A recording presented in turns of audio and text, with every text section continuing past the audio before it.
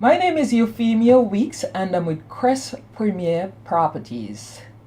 Today we will talk about the tenant and when it's sometimes necessary to cut ties with the tenant.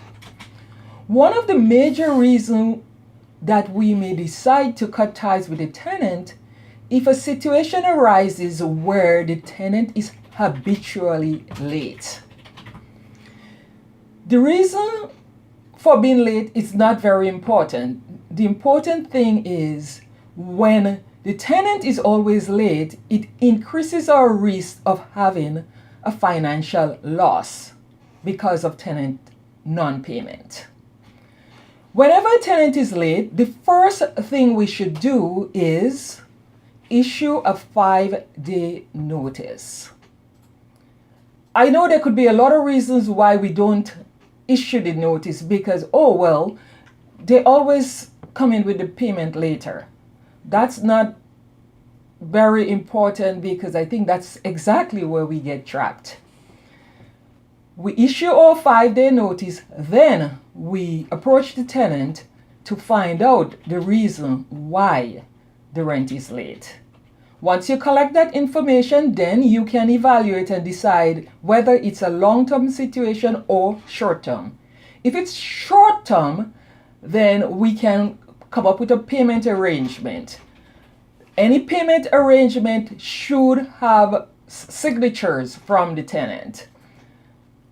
I never collect partial rent, without a partial payment agreement, which specify when the tenant will make the remaining payment.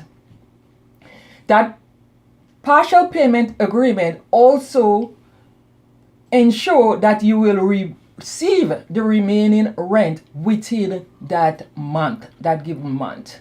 If it's the non-payment or the short payment, the late payment is due to a long-term situation, loss of job, or some major disaster, then as a landlord, you should right away try to negotiate with the tenant for a move out. If the tenant will not voluntarily move out, then you would have to start the eviction process. You have already started the eviction process with the 5-day notice issued earlier. And then it shouldn't take too much time to get the tenant out within the 30-day period. I am Euphemia with Crest Premier Properties. Thank you.